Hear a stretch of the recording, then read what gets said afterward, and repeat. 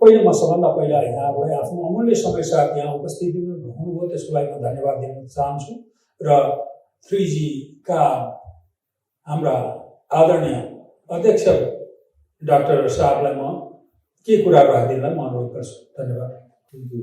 Sir यहाँ उपस्थित हुनुभएका सम्पूर्ण आदरणीय सर म्याडमहरूलाई नमस्ते एन्ड गुड इभिनिङ।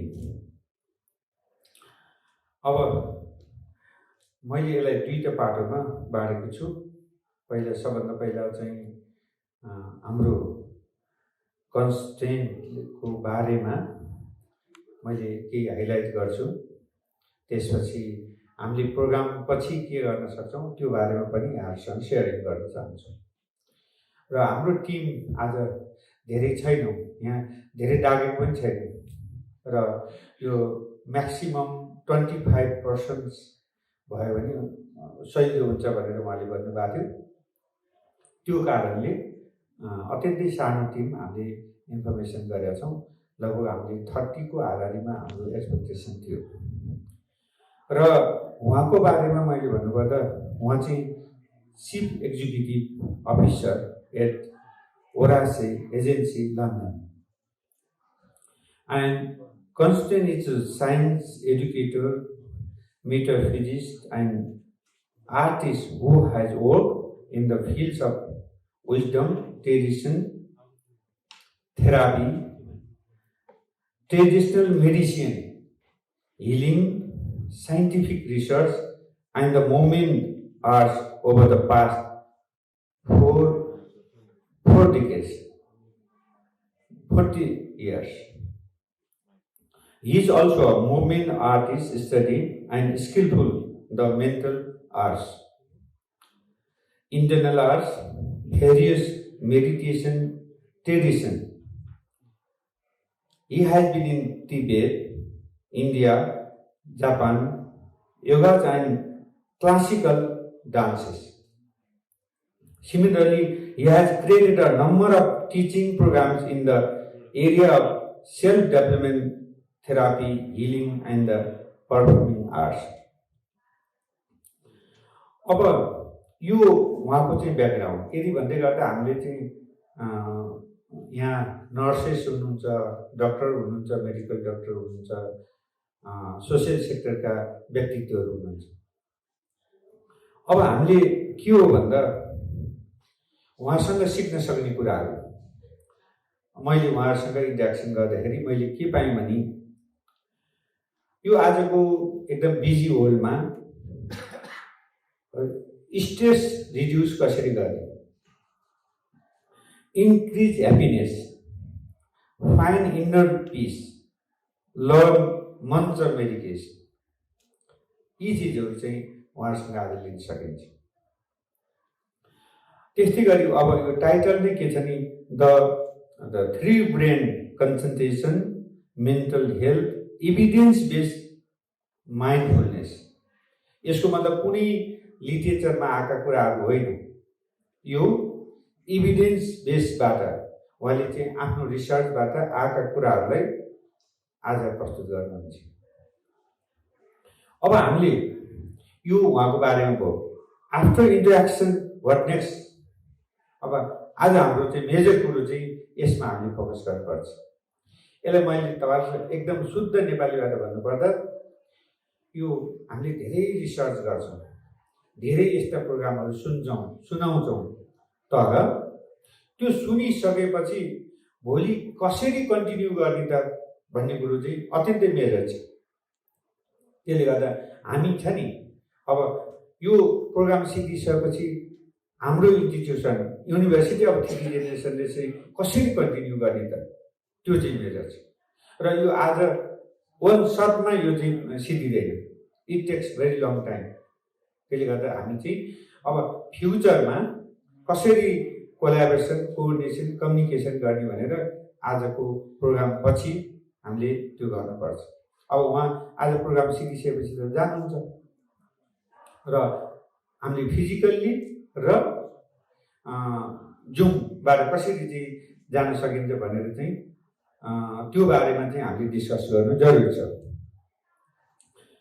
हाम्रो यो टार्गेट पिपुल के हो भन्दा यो युनिभर्सिटी अफ थ्री जेनेरेसनको young adults, corporate leaders, retired personnel र त्यस्तै हामीले के हो भने हामी डाइभर्स फिल्डमा चाहिँ हामी अगाडि बढिरहेछौँ र यदि भन्दै मैले धेरै अब उ नगरिकन मैले उहाँहरूलाई नै यो माइक ह्यान्डओभर गर्छु एकछिनमा।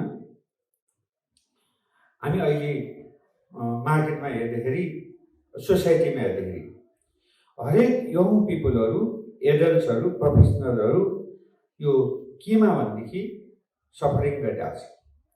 आज हरेक दिन 2000 देखि 2500 युथहरू आउट अफ नेपाल भइरहेको छ। मार्केटमा कामको अत्यन्तै आवश्यक छ, कामको खोजीमा युथहरू बाहिर गइरहेको छ। लगभग 80 लाख युथहरू आउट अफ नेपाल छ। यो यति धेरै प्रब्लम छ। यो प्रब्लमलाई हामी सर्ट आउट गर्न पनि के हो भने हामीले हरेक खालका मान्छेहरूले कोअर्डिनेसन, कम्युनिकेसन र हामीले चाहिँ एउटा कसरी हामीले वर्किङ टुगेदर गर्न सक्छौँ भनेर हामी सँगै काम गरिरहेको छौँ। र यति भन्दै मैले यहाँ आउनुभएका सम्पूर्ण आदरणीय सम्पूर्ण सर म्याडमहरूलाई धेरै धेरै धन्यवाद भन्दै अब आज सबभन्दा पहिला त उहाँकै कुरो बढी सुनौँ र त्यसपछि मैले फेरि के भने कसरी हामी सँगै काम गर्न सक्छौँ त्यसको बारेमा पनि पछि सेयरिङ गर्न सक्छौँ। र I would like to welcome mister Constant to his presentation, and hopefully he needs around 1.5 hours, right? That would be great. Thank you so much. Thank you very much, Dr. Rajendra KC, for the introduction. And today I'm going to be making a presentation not only on the science of mindfulness, but we're going to look at what is mindfulness as a function of what is mind. Now, most of the time, when I ask people what is mind, and I ask them to point in themselves, where is your mind? What do we do? Where do we point? Here? No. Here? No. We say this, don't we? No. Because we've been influenced by a Western way of understanding what mind is. Actually, it's referring to something that we're going to be looking at. Please.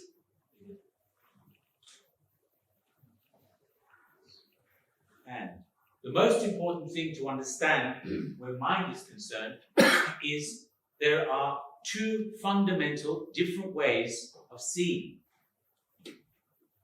in life. And you could say East and West. The reason for that is because the Western world has developed mechanistic science that has integrated itself through the efforts of René Descartes, who was a French mathematician, philosopher, and Sir Isaac Newton, who was obviously a British scientist. And the mechanics and the worldview that we have today in science is based on what it is that these two men have laid as a foundation. And what it is that they speak about is very relevant to the physical 3D world. But it's not very good when it comes to smaller. Louder? Well, this is... Yeah. Well. So, the slide before was about me, but Dr. Rajendra explained certain things. Actually, if you go back, I'm a professor of cognitive science, integrated medical practitioner. I'm a mental health expert. My area in mental health has always looked at an alternative approach to psychiatry and psychology. And the alternative comes from using the experience that I have had over 40 years in looking at how to deal with these issues that we are daily trying to deal with, but not very successfully when it comes to either, let's call them allopathic medicines or pharmaceutical preparations, because their purpose is to try to keep a condition from getting worse. And unfortunately, the current pharmaceutical industry produces medicines which impact a change. So they are not natural in terms of the way the body responds. They're very efficient and effective at getting a quick result, but they are not looking at cause to an effect. They basically look at symptoms. The symptoms are the sign of a condition. And so what we know is when we have X condition, we can use Y types of methodologies and or medicines to get some responses. They usually work quickly, but they usually last a short period of time. So we either need to increase the dose or we increase the frequency. So that's basically the way in which we look at things. It's from a mechanistic perspective. What we need to look at here, my medical approach is different, but we'll get to that later. I want to look at mind first. Volume okay? What is mind? In terms of a dictionary description or definition, it's that part of a person that makes it possible for them to think, feel, and understand things.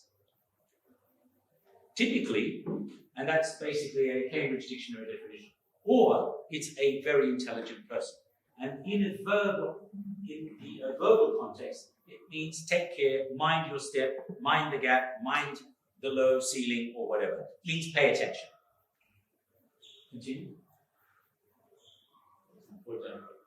So I look at the nature of mind. When we look at mind, first and foremost, it's based on a model that a human being is an organism with many systems. Circulatory system, nervous system, digestive system, etc.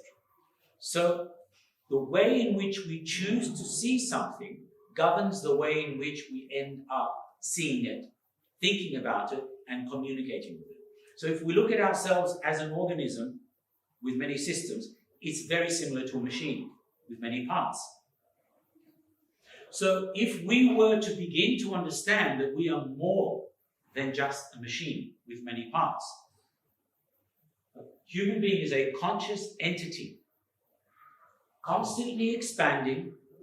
That means we are not limited to our daily activity in terms of our energy, the amount of energy that we have. Dynamic, not static. Interactive, not closed system, like in a bubble. Energy and information matrix. That's very important to consider because first and foremost, we have some form of energy in the form of body electric, without which we die. Secondly, the information is what we pick up from our external environment. We have many forms of stimuli, light, sound, electricity, magnetic fields, metals, heavy metals, and basically pollutants in the air and the water we drink. So all of these stimuli activate a response in the body. In fact, the body gets triggered and the body tries to balance out through our homeostasis because it works 24 hours a day to try to keep you balanced, whether you're aware of it or not. So all these different stimuli happen at the same time. Depending on where you are, the body is picking up all of these messages and trying to balance them out. That puts a stress. They are all potential stressors. A stressor is something that stresses. Gravity is a stressor. Barometric pressure is a stressor. Temperature, humidity are all stressors if you can't balance. If you're the kind of person who finds it all too much and the heat gets too much, the humidity gets too much, etc. So they're all activators, they're catalysts. And when I look at, is the pointer around anywhere? See if it's working. Okay. Yeah. So mind is that space which represents our collective awareness.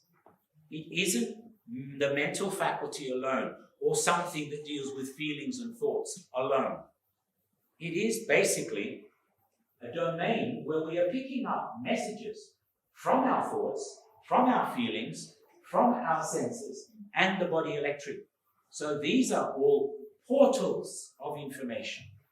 They're all different in terms of their frequency and the way in which they catalyze a response in our conscious mind. Cognitive science looks at the way in which we learn things by the way in which we pick up information from our external and our internal environment. That means ourselves as well as our external environment. Everything that I've just said, temperature, pressure, humidity, light, sound, magnetism, people around us, objects around us, space that we go to in nature or in a space like this, which is enclosed and also has concentrated electromagnetic fields, etc. All of these are stimulants. We just don't think about them because our body is working 24/7 to try to give you a level of balance. That is called homeostasis. Homeostasis is not static. It isn't, now I've got homeostasis and everything's fine. It can be broken in a second, in an instant. So it's a dynamic homeostasis that we need to learn to measure and to basically adapt to. Everything I've been speaking about, the key factor is adaptation, the way in which we learn to adapt to change. The way in which you know you're alive is that something has changed from one moment to the next. In your awareness, in your focus, in your attention, which gives you basically, in the end, clarity. So we start with, like a camera that is panning. And as the camera is just moving in the continuum, it picks up lots of information until this becomes basically your attention. Something grabs the attention, you stop. Then you zoom in. That is the concentration. Then you focus. Focus, concentration. Once you've done that, you look at the image and then you're aware of what you're looking at. Our mind works in the way a camera does. Our body works with electrical systems. We are like a television as well. Most of all of the new developments in the last 150 years technologically are actually copying natural functions of the body. Yeah. So, what's important about the mind? A signal will automatically activate the behavioral response that was learned when we first experienced it. This is basically a mechanism of recording. It records, the signal becomes basically a record of the experience in your subconscious. What is not in the conscious mind does not exist for you. For example, if you don't have pain or skin problems or whatever, you're not aware of what's going on in your subconscious. And even when we do have pain and skin problems, etc., we often try to just avoid it and go on with our daily life activity. And only when we have time will we go to someone who is some kind of specialist to get it checked. Yeah. So that is the way we normally deal with things. We repress it because we need to get on with daily activities. Daily activities are important. They drive us. Basically, they are all based on survival, fear, and curiosity. These three are programs that all humans have from the subconscious. They are ancient programs. And they are the programs that connect us to our animal self, yeah? Our primordial self. Then, when we go to learn a skill, even if the skill is complex, such as first off going to high school, going to then an undergraduate, postgraduate, as in the form of a master's or a PhD in specialization, we need to look at what is driving us from our subconscious. Because this is what dictates whether we are able and going to be able to control our primordial instincts as opposed to a higher level of development, which opens up the frontal cortex. Primordial instincts are based mostly in the lower brain, the limbic system that deals with survival and food, shelter, procreation, etc. And then the midbrain does all the organizing and the sorting. It's a sorting center, like a post office, a complex one. So the frontal cortex looks into the future. It's about insight. It's about true sight. Basically, inspiration, trying to learn something beyond survival. Okay? So let's go to the next. Mindfulness is the quality or state of being conscious or aware of something. It comes from two words, sati, to remember, patana, so remember or recollect, is origin, setting forth or initiating. So That's the foundation of the first level of mindfulness. Actually, in Vajrayana Buddhism, there's 4 levels. This is the first level where you just begin to observe what is there without being taken by it. For example, in meditation, the first thing that in my teaching, as I learned it, that we guide people to learn is to think of a open blue sky. In other words, the foundation is an emptiness. So if a cloud enters, instead of being taken by the cloud and saying, oh, there's a cloud, what shape is it? What does it look like? What does it mean? Your thoughts are like clouds, or a bird that enters, or even an insect. And instead of being taken by the bird or the insect, to ask what kind of bird, where did it come from, why is it there, is it a message, an omen? We learn to observe our thoughts rather than be taken by them.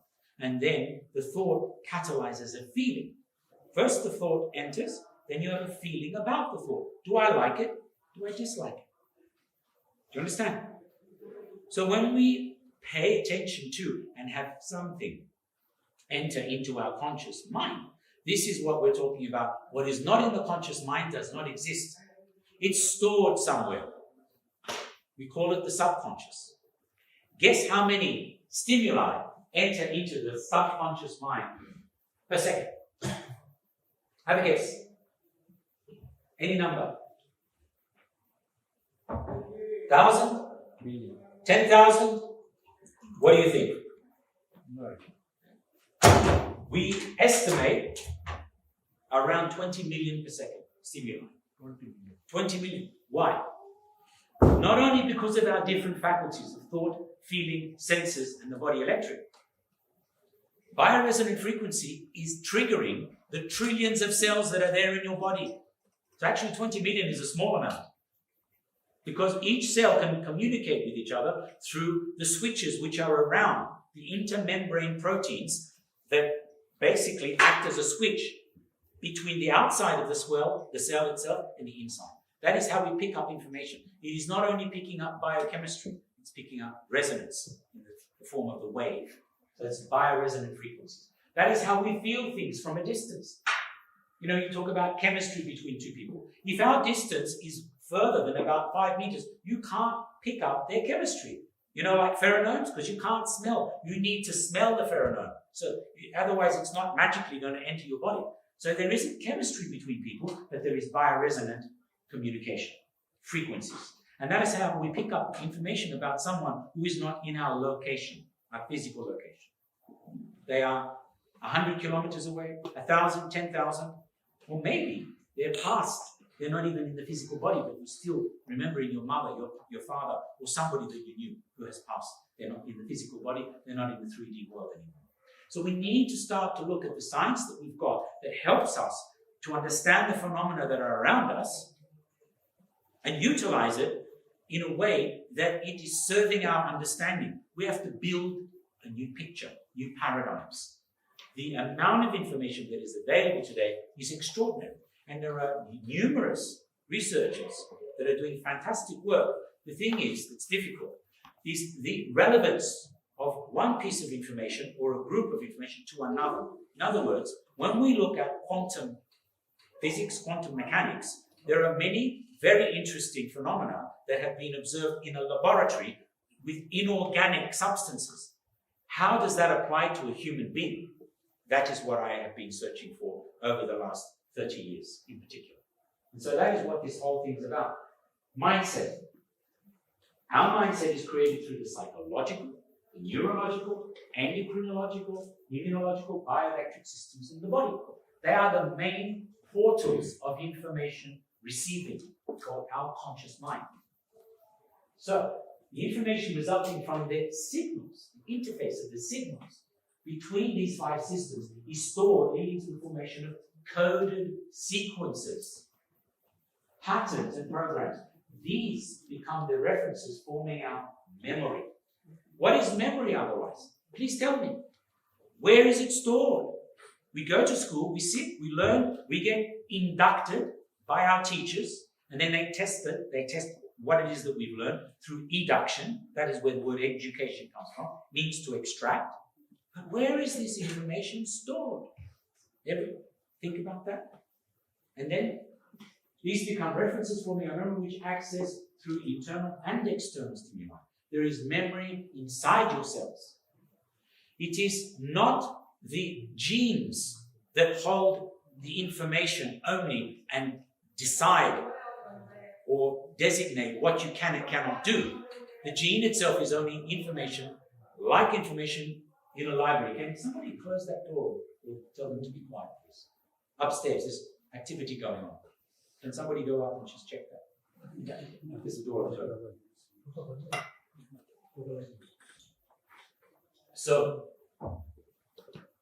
our conscious mind uses these references to perceive what is happening inside and outside of us. Cognitive science takes sociology, biology in the form of neuroscience, psychology, artificial intelligence, linguistics in the form of symbols and language that we use. Integrates all of this, and I have added 3 other aspects. Ethnology, which looks at your ethnic background, means your value systems based on beliefs. So therefore, your traditions, your customs, your morals, your values, and your ethics. This basically controls your belief system. That's very, very important to understand. So we look at ethnology, then I look at genetics and epigenetics. What activates your genes from inside and outside of the cell.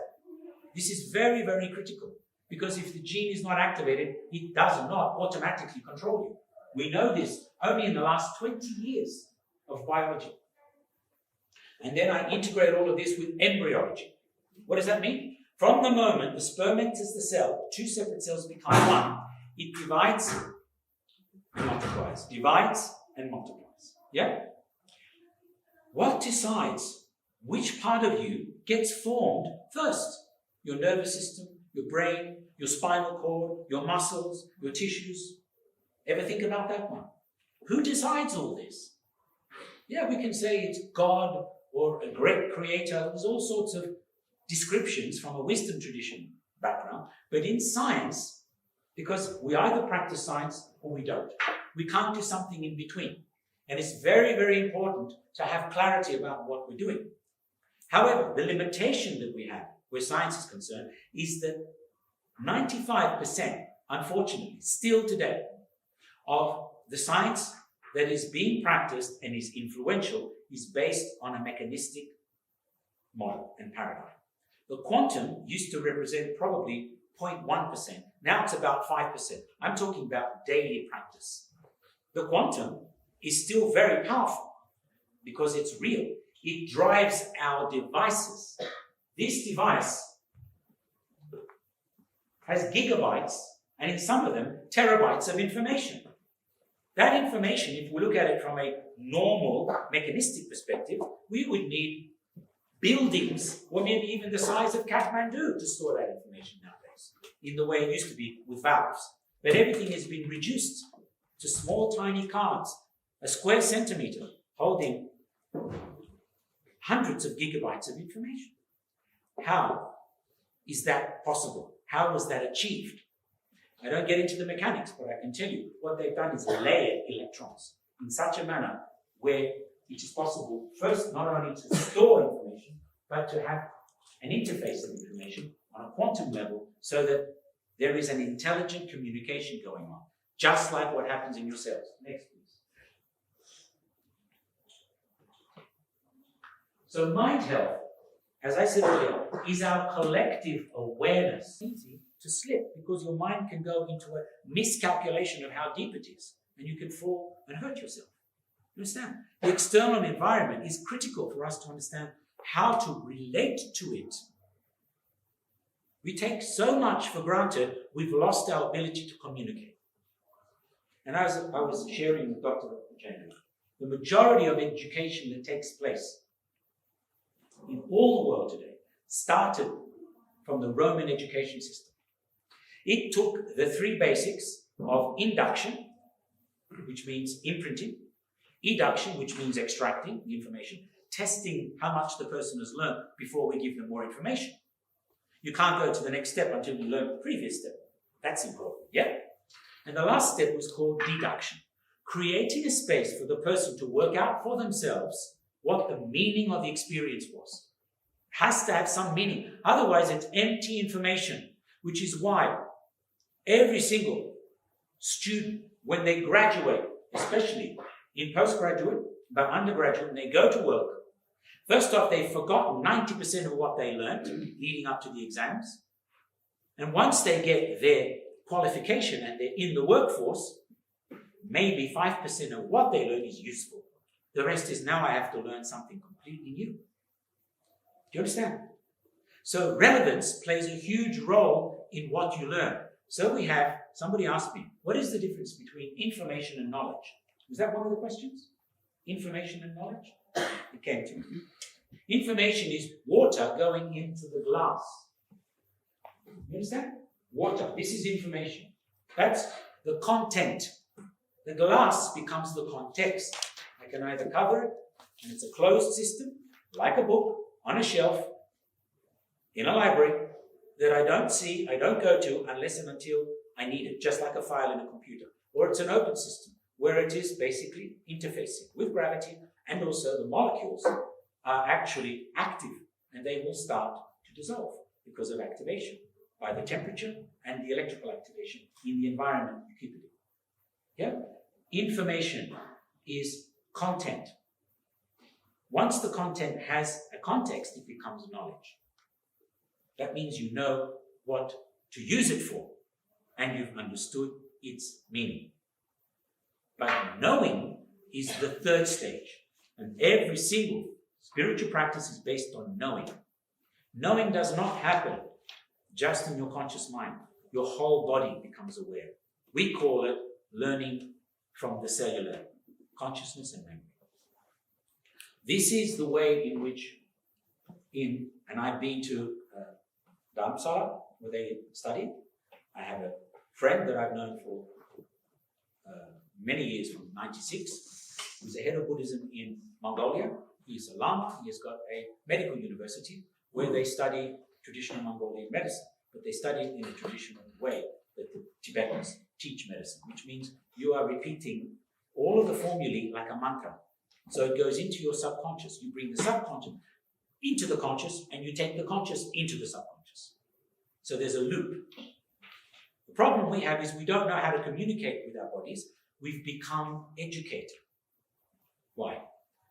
Induction is there. The Romans took that because it's normal. That's imprinting.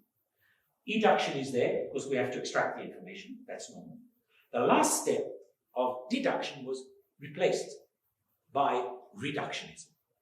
Reduction means I reduce your journey and experience down to a desired outcome, which means I don't care what your experience is, or your opinion, or what your inner development is. You must learn this information to be able to perform this task in order to be able to perform this role. Get your qualifications, go out and become a good citizen in society. This is reductionism. It's about conformity. Then, on the back of that, they added two other fantastic things. One is called classification. Put everything into a box that has a label. Classify. What does that do? It leads to fragmentation, where even your left brain doesn't understand your right brain anymore. And the third step, what is the purpose of the fragmentation? First is control. Conformity for control. Second step is about separating, putting everything into boxes. Now, our conscious mind does that. It's part of the function of the identity. The identity filters information that's coming into the conscious mind. It then puts it in some order, into a box, and then it puts a label on it. It's nice and neat and tidy. It's organized.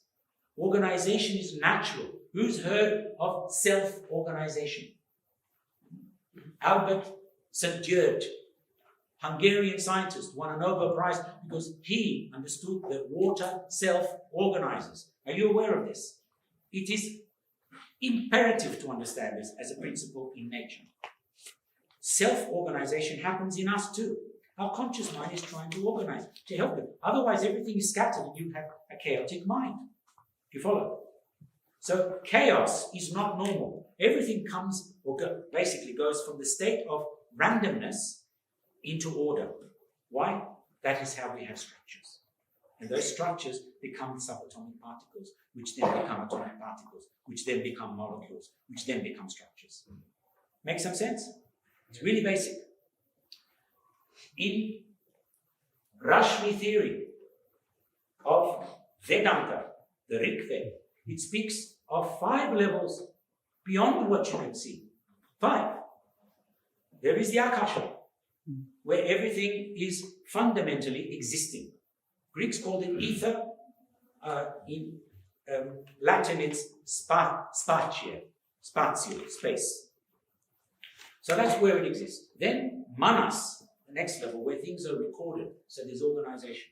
Then we go to ahankara, which is another level of, it's an interface. Because after ahankara comes the mahat. That is just after the first level, literally primordial creation. And the last one is prakriti, where there is no form. There's no energy. There is just pure consciousness. Now that's been there, written for at least 4,000 years, ladies and gentlemen, in Rig Veda. And only now, recently, I met a man who has been recognized in India as the first person to decode these codes written in the Rig Veda, in the Arsh, it's called. And that is the whole foundation of the principle of the Rashmi theory, the theory that everything is a wave. Guess what? In quantum physics, we say everything is a wave. And when the wave collapses, it forms a particle that you can somehow use some device or your naked eye to observe as a phenomenon. In Greek, it means that which is visible. I can see it. It manifests and expresses itself. Suddenly, quantum language starts to sound like spiritual explanations of reality. And only recently, there is an institute in Los Angeles. The gravitational field gravity is being researched. And actually, I believe there's someone here who's doing gravitational wave research. Why? Because it is the influence, the binding. It's a universal force. It's a binding force to bring things together. So basically, what does that mean? Out of expansion and randomness, things start to organize themselves. Suddenly, the science of quantum reality is beginning to sound very similar to Vedic science. This is important to understand. We are in a unique time in history where we have the mechanisms, the hardware, the devices, and through software, which basically can bring together huge terabytes, petabytes of information in almost an instant, such a short period of time. Conscious mind of a human being, impossible to achieve this. The only way you can achieve it is through lifetimes of work where you dissolve all of the veils, all of the blockages, all of the filters, which act to do nothing but protect you. That's why we have to decide, do I want to keep functioning from my primordial instinct, survival, fear, and curiosity? Or do I want to upgrade my system and start to look at developing, go from survival into learning to open the space and receive guidance from a higher level in my conscious mind? You can't do it by yourself, so we need guidance from those who have achieved it. So I'm looking at how science is already beginning to enter into this world. I can explain the details very, very easily, but it's not the content here for this particular talk. So, again, Mind Health looks at how your thoughts and feelings impact your physical body and how your body processes impact your psychomental and emotional condition.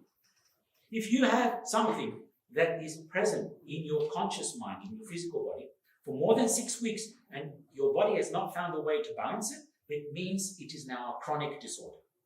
You understand? Chronic disorders cause problems on multiple levels.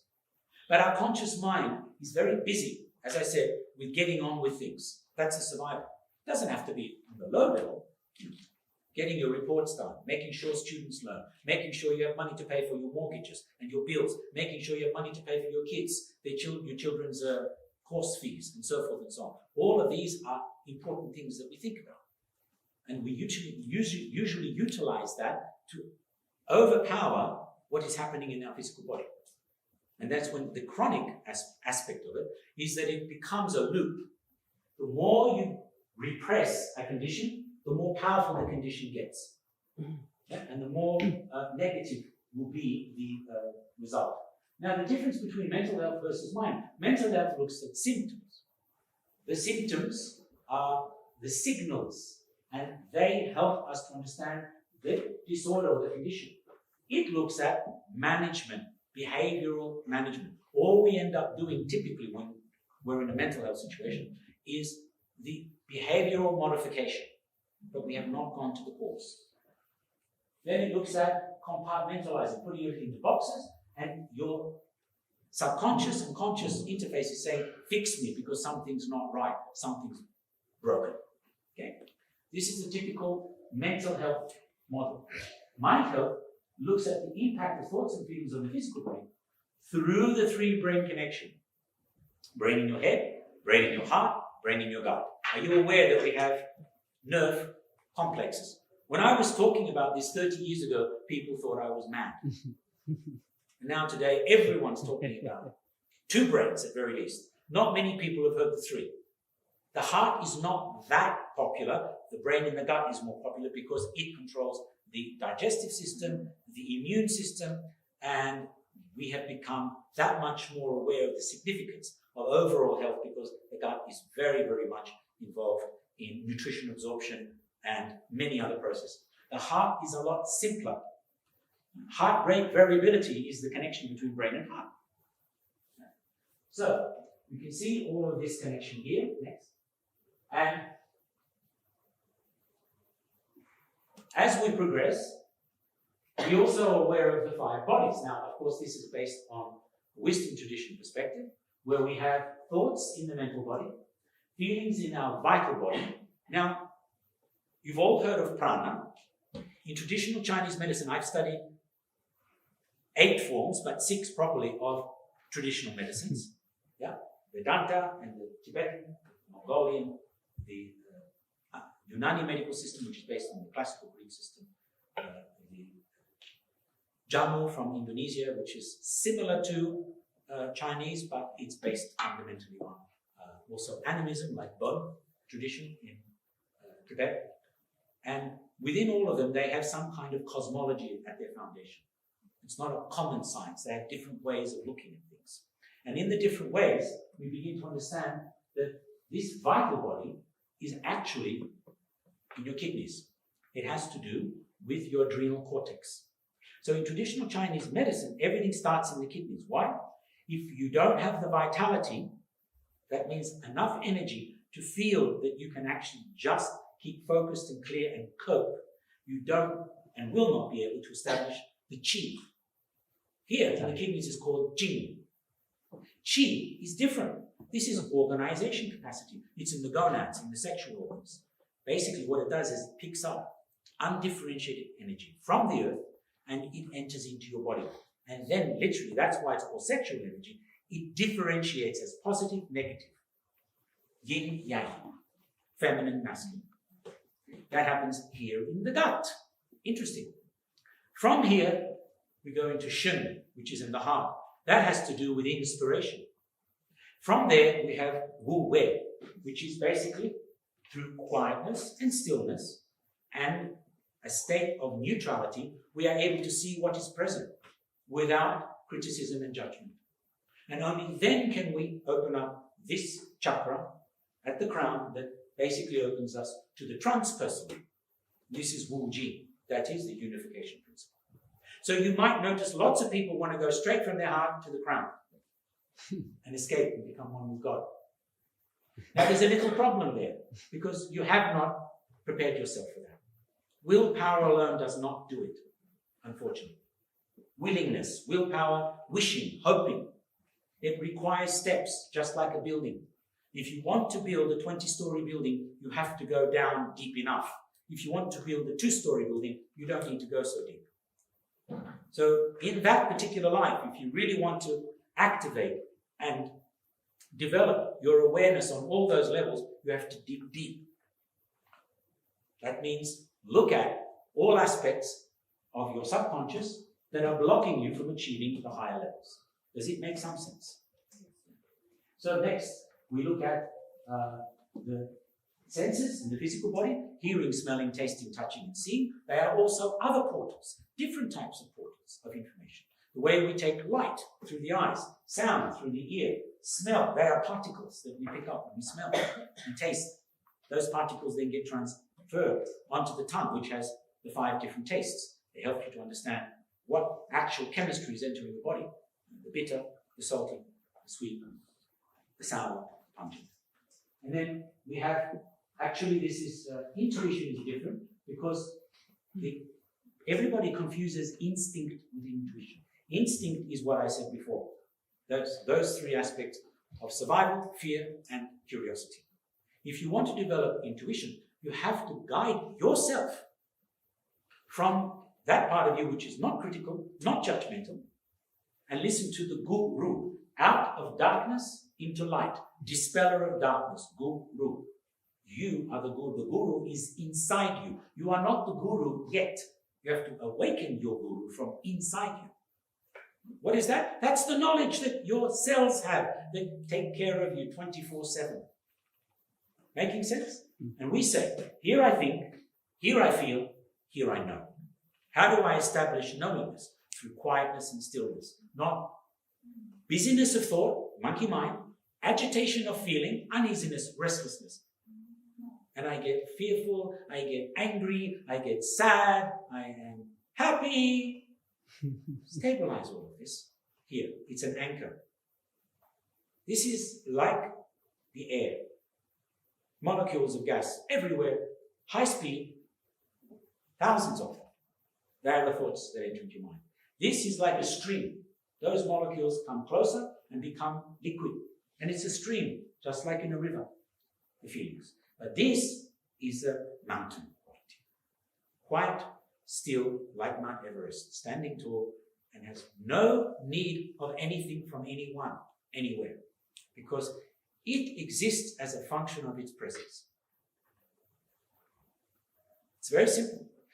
In Zen, because I started with Zen, and then I moved on to other forms of meditation, we talk of mountain quality. And that is down here, the Japanese call it the hara. Mind, heart, H-A-R-A, hara. Hara. This is a dantian, or a center, a sea of energy. In Greek, it's the omphalic center. Here, it's the pranic center. Everyone talks of the significance here, because there's so much life going on down here. So finally, the causal body is consciousness, and the energy interconnecting all of these is energy in motion is your emotion. To emote, to set into action, to mobilize, to make things interconnect.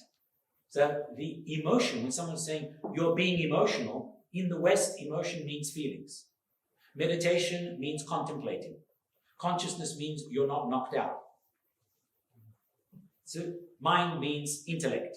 They've simplified things in such a way that they don't have the same meaning of what they actually are. That's very important to understand and appreciate.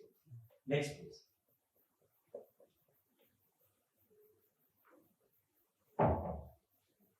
So, for the first time, let's just do the other ones as well. Here's your sense of self. Your conscious mind has a sense of self through a physical interface. If you are not in your body, how can you sense yourself?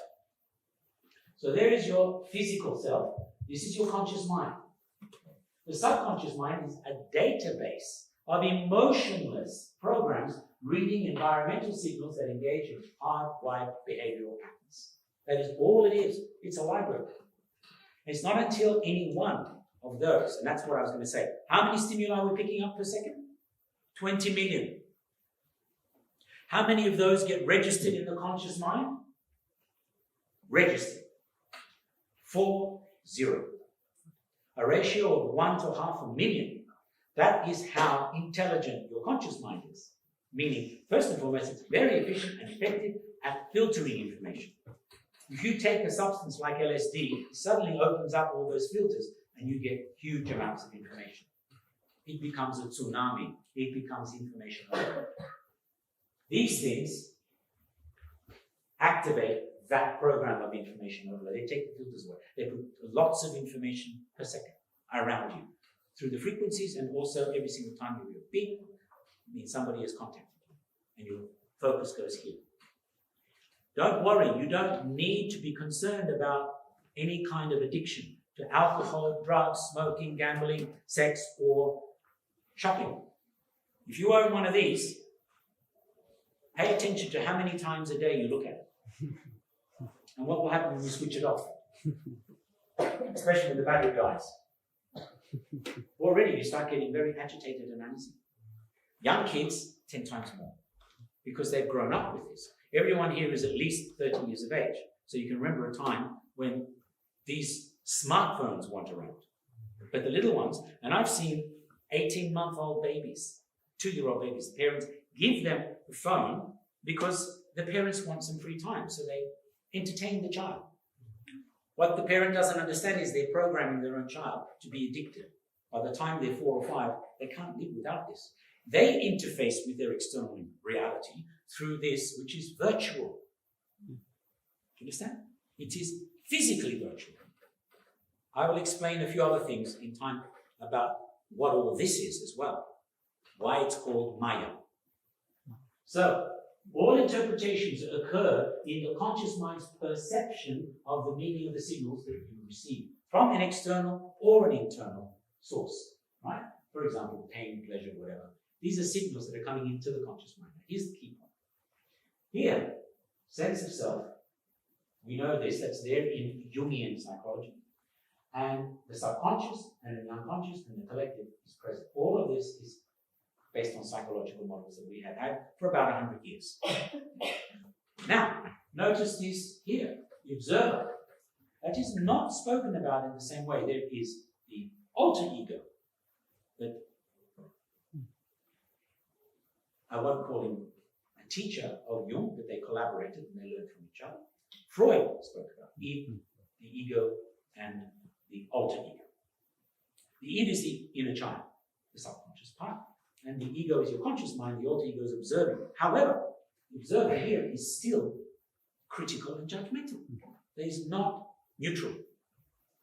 Unless we learn how to be neutral, you cannot move forward to a higher state of consciousness, to the next level, beyond being stuck at survival. Fear, survival, curiosity. Make some sense? Why? Being critical and judgmental is the result of insecurity.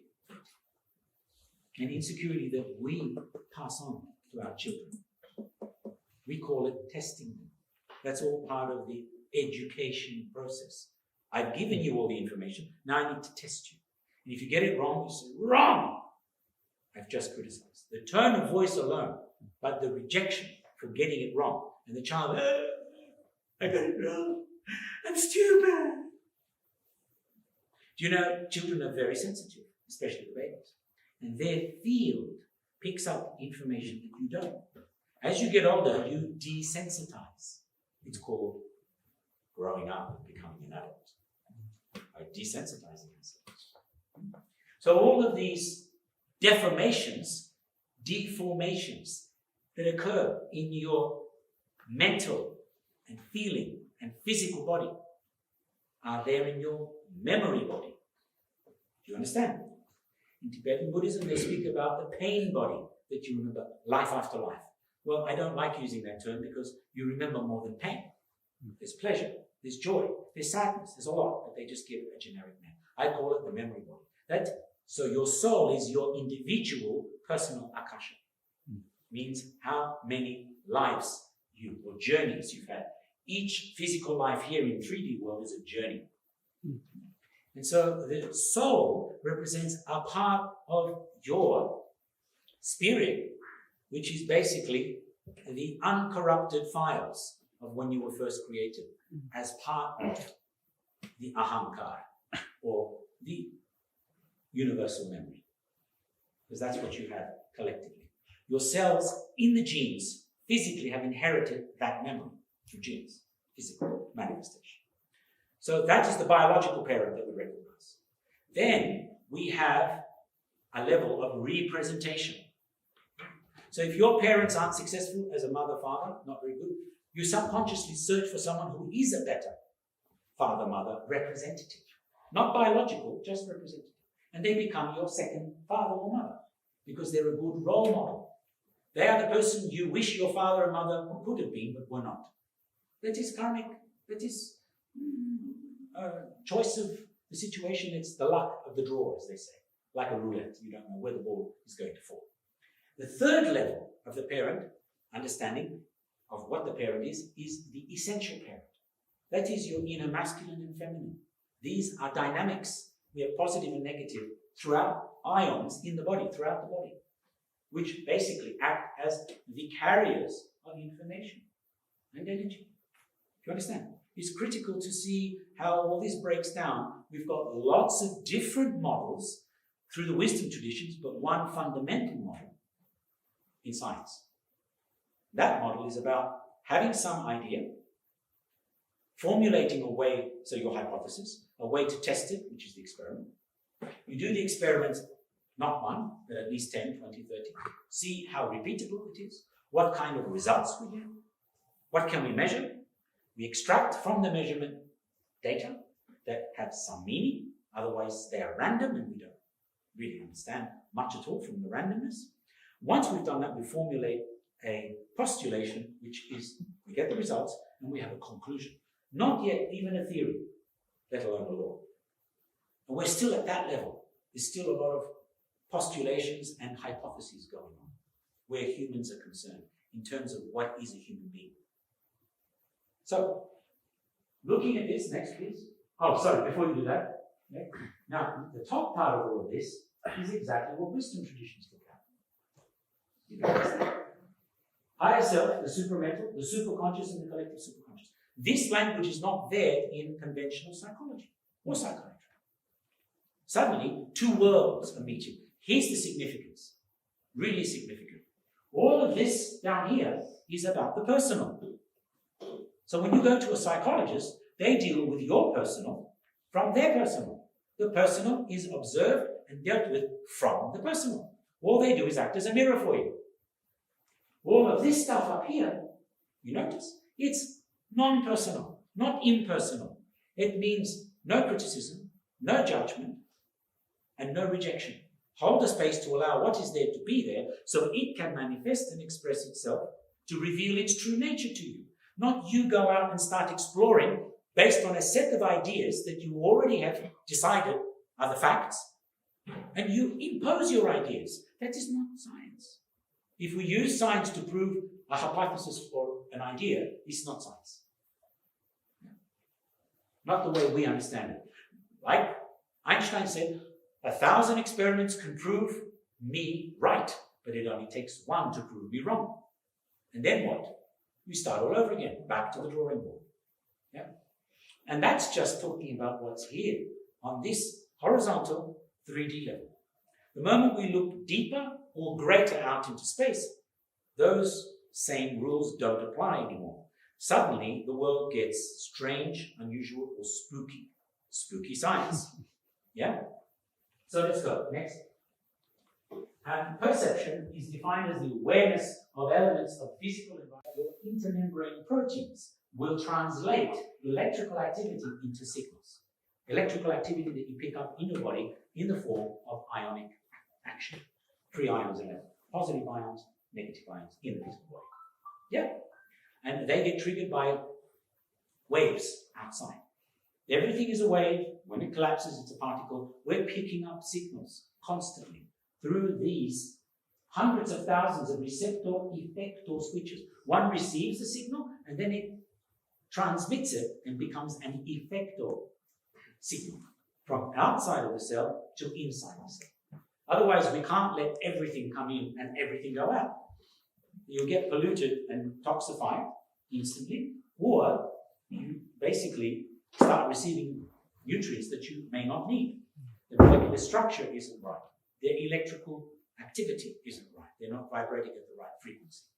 So, next.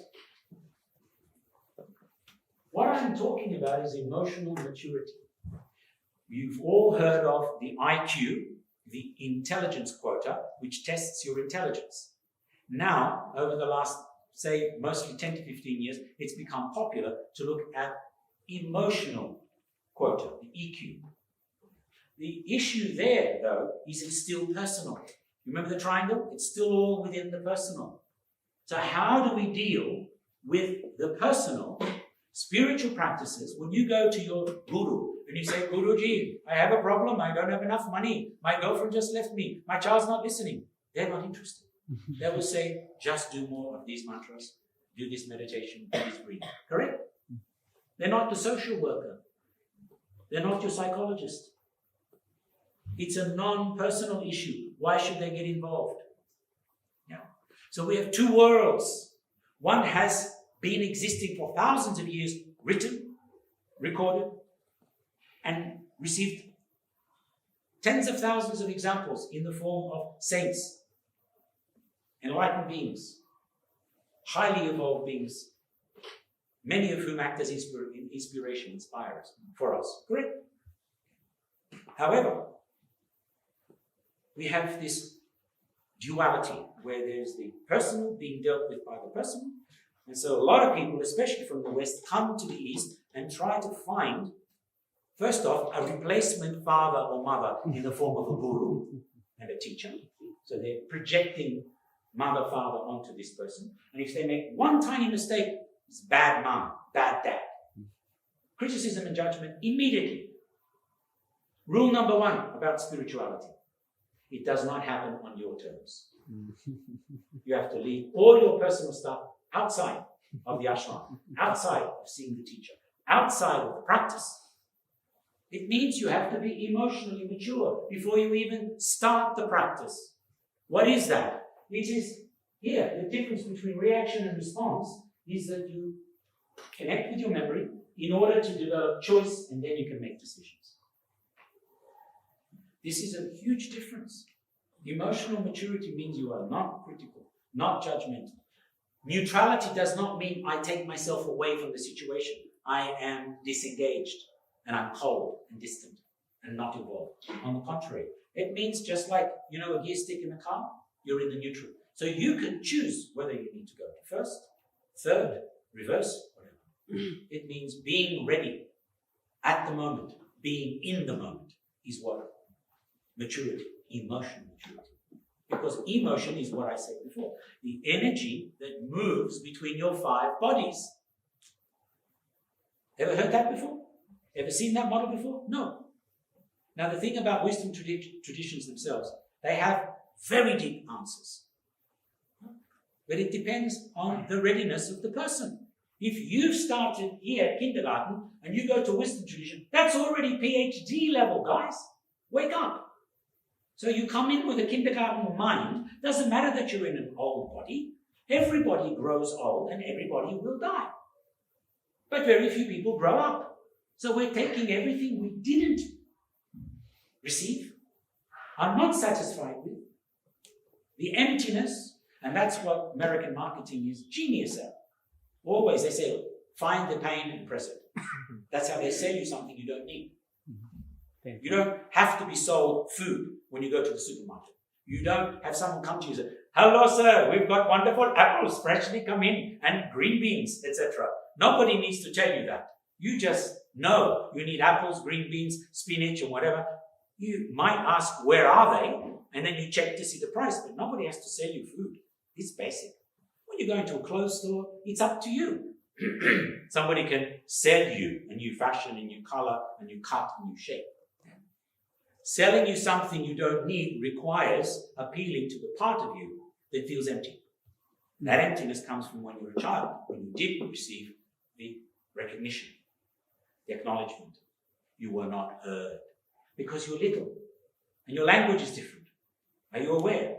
0 to 2 years of age, your brain is functioning at 0.5 to 4 hertz. The baby is mostly in an unconscious state, accessing its subconscious.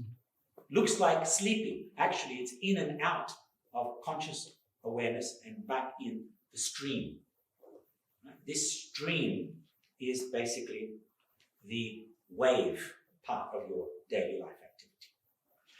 Then 2 to 6 years of age, 4 to 8 hertz vibrational frequency. This is programmable states like being in a hypnotic state.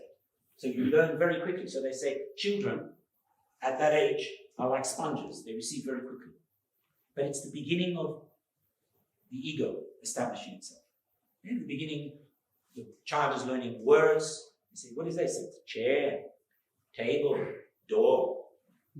Past the age of 2, it says, my chair, my table, my door.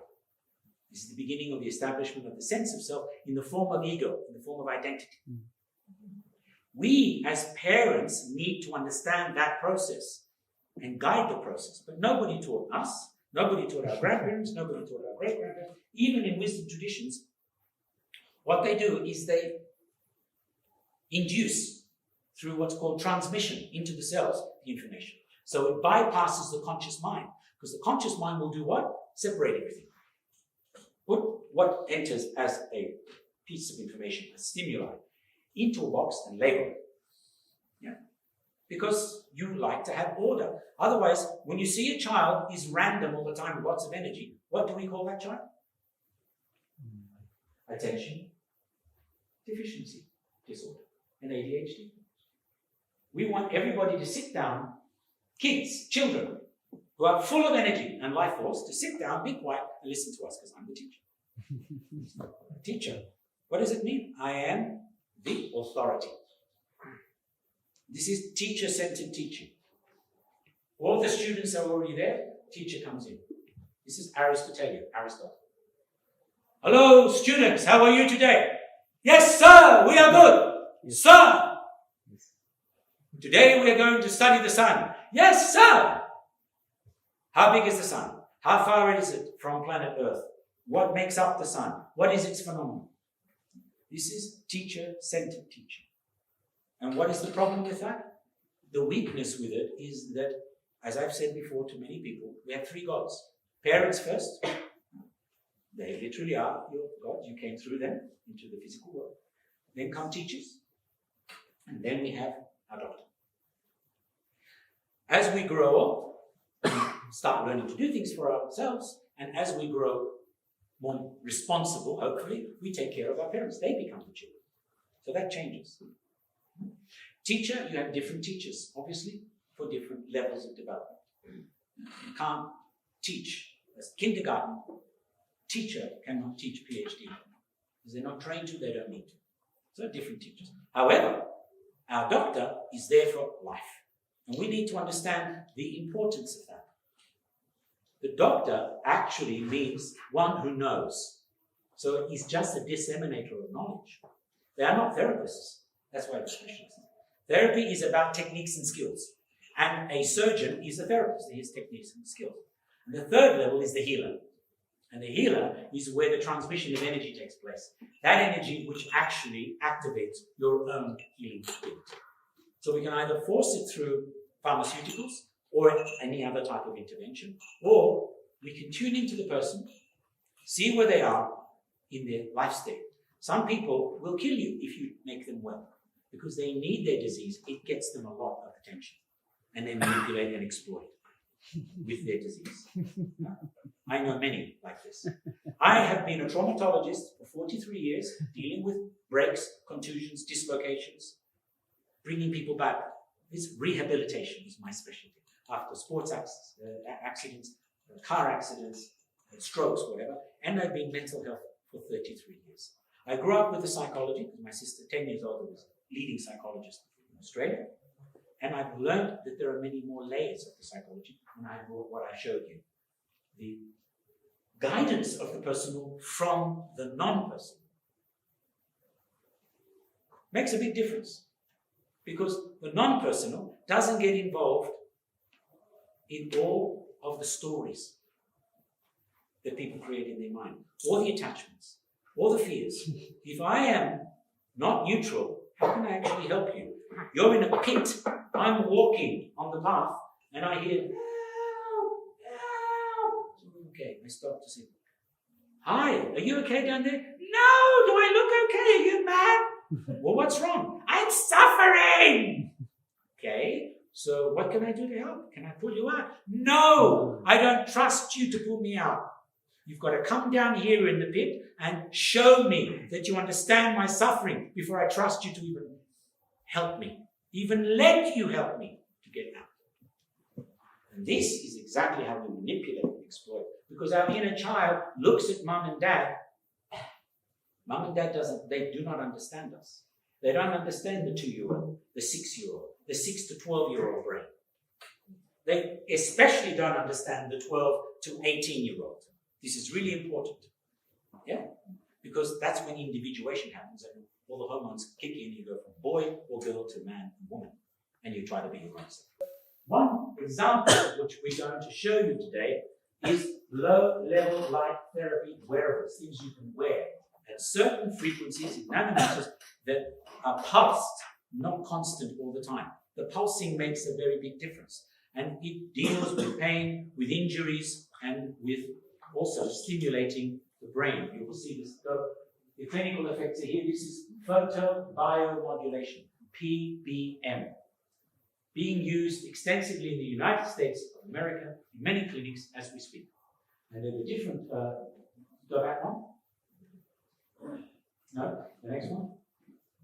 Yes, where you can see angiogenesis and the neurovascularization, collagen production, muscle regeneration, and muscular atrophy. This is all in my field of dealing with injuries. And it shows you exactly how it all works. Light is doing this. Today, I was sat at my dear friend Rajendra's place upstairs, right at the top of his house, is like a sun area.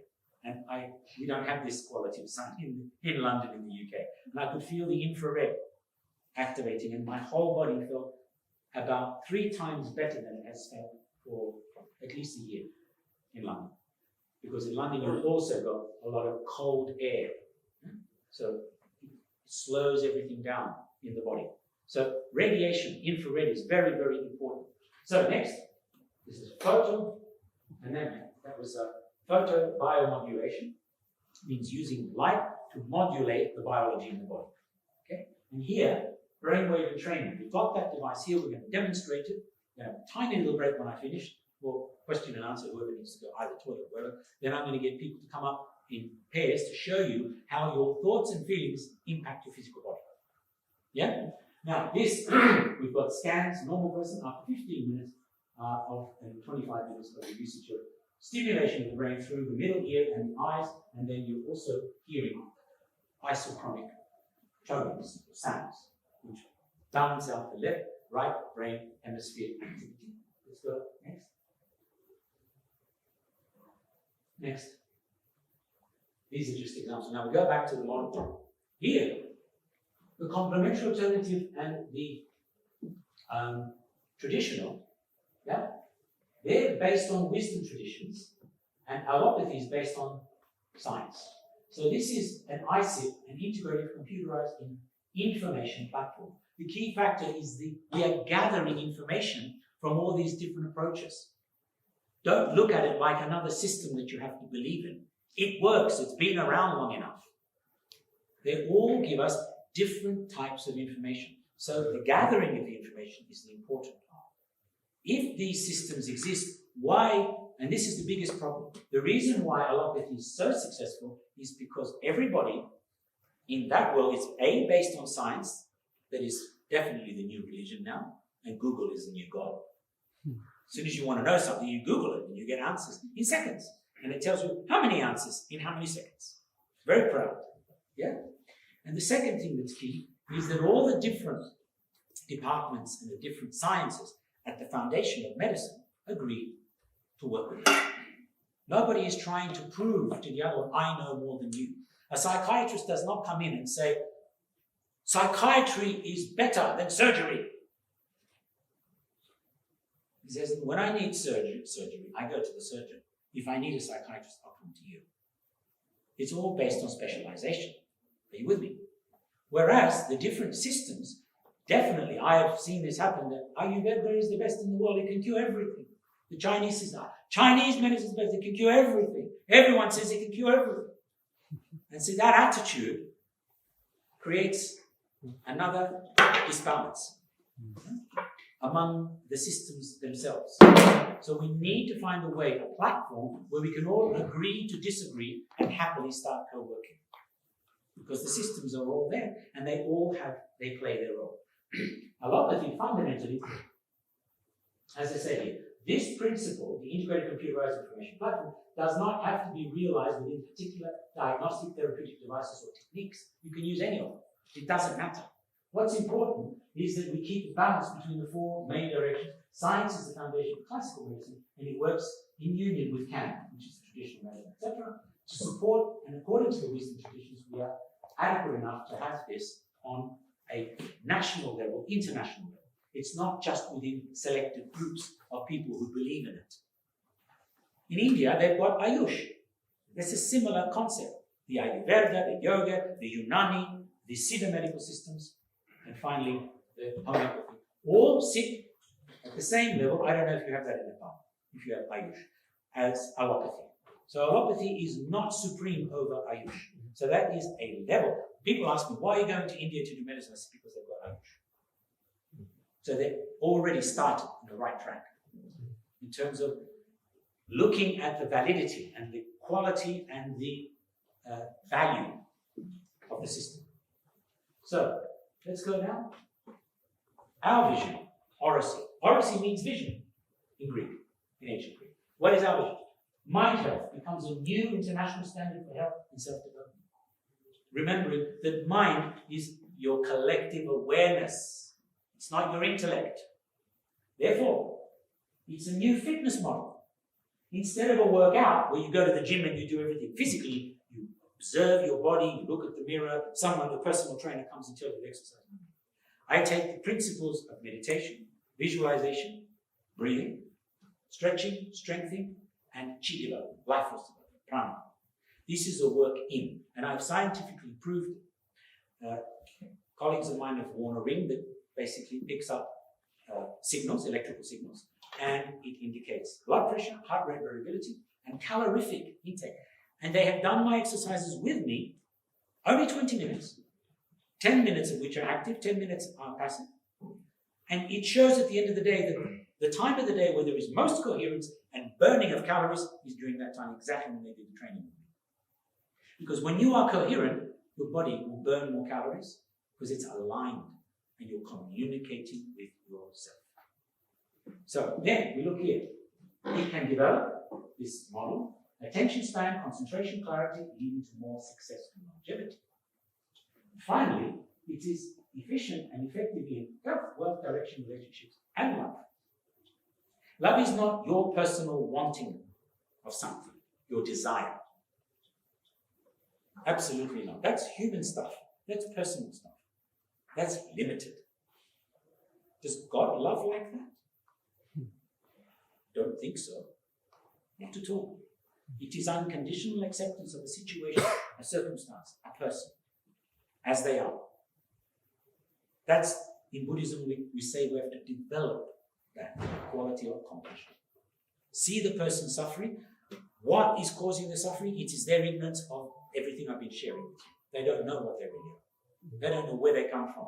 They don't know why they're here. This is really important to understand. That is critical. So, we go to the next, please. So we've improved technology and the know-how. So we've got the tech. We're working on an interface for your purposes. I'm working on a health profile. Doctors' reports are 95% written in medical language, correct? 99% of the population doesn't understand. So what is the good of that report? You need another doctor to explain what it means. So I'm looking at a profile that helps you to see and understand your mental, your emotional, your physical, your energy levels in your language. It will be downloaded in an app. You've got it for yourself. And its purpose is that it acts to inform, to guide, and to expand the mind of the person. In what direction? To get to know yourself. Because I come from a Greek background, an ancient Greek background to be exact, because all of my ancestors come from the Black Sea. My ancestors are Ionians. The Hindus call them Yavan. And when Alexander the Great came to India, at the north part, a big group of my people stayed in India and they established an empire called the Yavana Raja, his kingdom. Yes? And so, for the first time in history, and only in that time, there were ancient Greeks from the Black Sea, the Bactrians, who had their 12 gods and their language and their theories, fusing together with Hindu gods and Sanskrit language, and also Buddhist language, Pali language. Interesting, yeah? So 400 years. From that region, they took Buddhism to China and then went into Tibet in the 8th century. This is 2 centuries BC, before the Common Era. 1 million square kilometers, where Punjab is today. So there was something that happened. The fusion of great minds came together. Great civilizations, not just cultures. There's a difference. Culture is everywhere. Even in your family, it's your family culture. But civilization is different. Where we have an alignment from animals all the way to God. That's a very, very important thing to understand. So we go, please, next. Mental health problem worldwide, 50% of the UK population is a registered mental health patient at the moment. So I'm just sharing some statistics to see how relevant this is. Next. The cost, economic cost, 19 to 20 was 120 billion pounds. Okay? The Royal College of Psychiatrists only were looking at adding 2.4 billion to solve a problem which has cost them 120 billion. It shows you how important it was for them. They're not that interested. They need you to be sick because allopathic medicine, unfortunately, in its construct, is an illness-based system. If you're not well, you don't go to the doctor, do you? So, it's not a preventative system. It's not a holistic system. It's not about you getting to know you so that you know how to take care of yourself. Make some sense? Next. So, this is how many million people, nearly 83 million in the EU. This is their budget every year, 600 billion euros every year in the EU being spent on mental health. Just mental health. Ladies and gentlemen, interesting. Yeah? As a scientist, all I can do is present facts. What they mean is up to us. I'm not here to convince you or play placebo games. Not needed. Just look at the facts. It's just that most people are not aware of this information. Let's go next.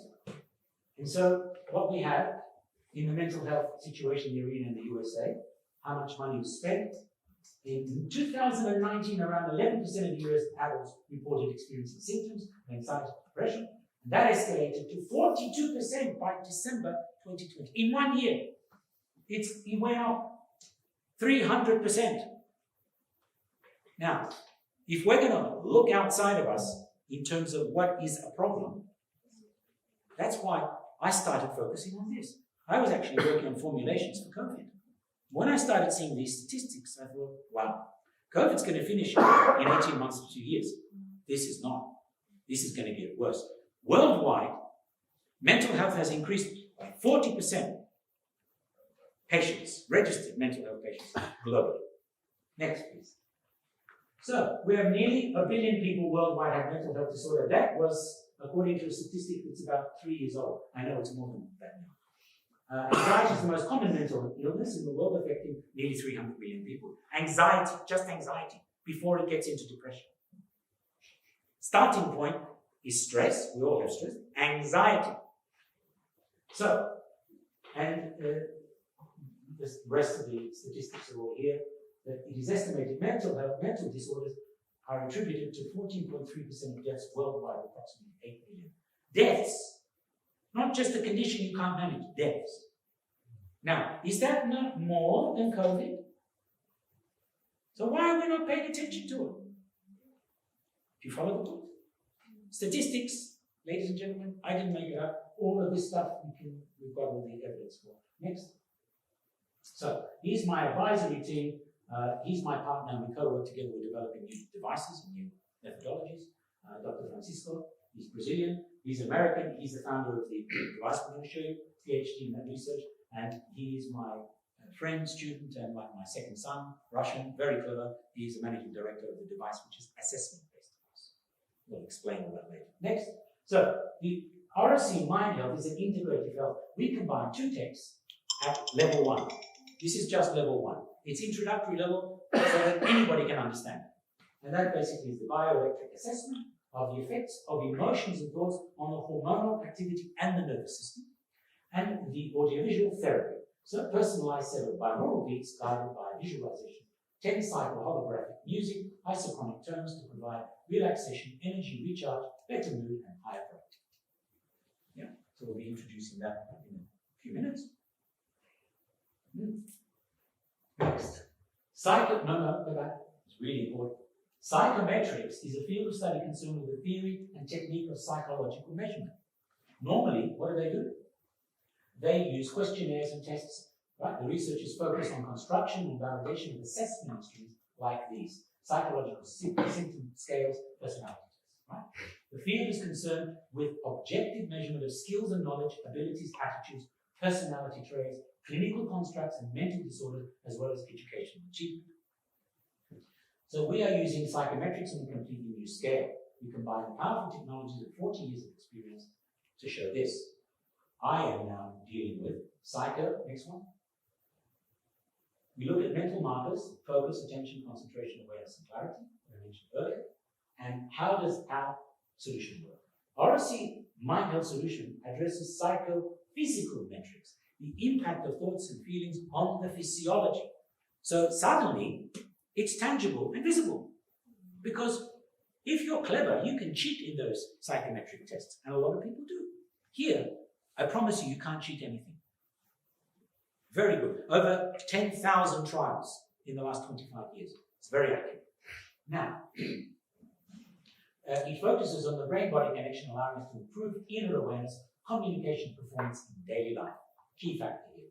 We address the impact that the mental and emotional state of a person has on their physical body and overall health through the hypothalamus, pituitary, adrenal axis, hormonal nervous system connection. Yeah? This is a physical, tangible, readable, measurable, repeatable reality that we know. Hypothalamus, who's heard of the HPA? Hypothalamus, pituitary, adrenal axis. You ever heard of it? It's very, very important. It's there in biology, and it shows how the brain is connecting with the pituitary gland, and it's linked directly to your adrenal cortex.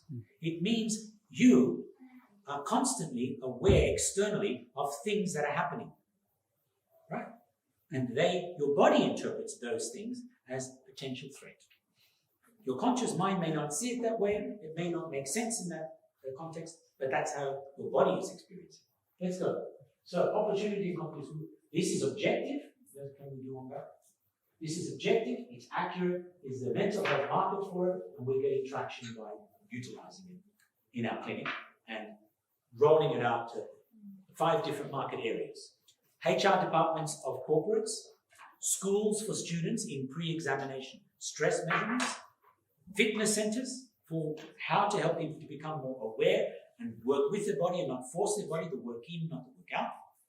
Medical doctors, scientists, researchers, and other therapists to improve their understanding of the impact of thoughts and feelings on the physiology.